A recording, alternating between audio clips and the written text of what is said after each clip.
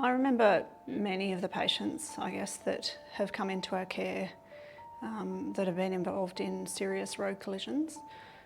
There is one particular patient that I still have quite a bit to do with, and her collision happened 2 years ago now.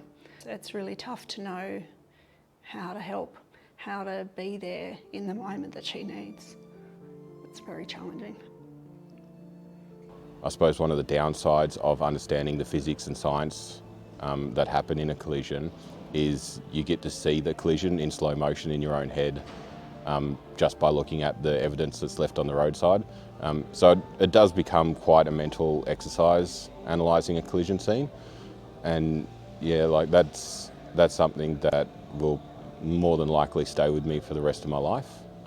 Even now I can revisit that scene, in my head whenever I want, or whenever I don't want for that matter, and still see it as clearly as I could the night I first attended.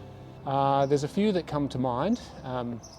Unfortunately, the reason they stick with me is it's always the bad outcomes that really are the ones you remember, and remember names, remember faces, remember what the scene looked like. She had significant injuries. Following that, we found out that the unborn child had passed away. That had significant impact on our crew. One of our crew members did have an expected, his wife was expecting a baby at the time, and I had young children myself. So that does hit home quite hard when you attend incidents like that. So that's one that sort of sits with me. I've been an on-road paramedic for quite a long time, and that has had a lasting effect in when families turn up to the scene and they find out that their loved one has passed away. Just their grief that you can hear from a distance, it stays with you forever. They all leave their impact.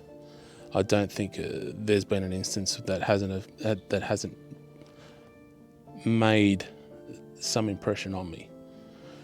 No, I remember staying in there with them, like afterwards, like as in once we got to the scene, and because I know in those instances,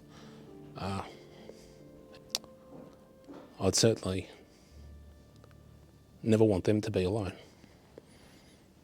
So the emotional tolls that the teams tend to experience is downstream, especially in clients who've had a traumatic brain injury. Because they also have prolonged hospital admissions, there can be impacts on the staff looking after those patients at a mental and an emotional, and sometimes even at a physical level. That what can be a split-second decision ends up in a life-changing moment. Yeah. Be late. You can always apologise for being late. You can't apologise for never turning up.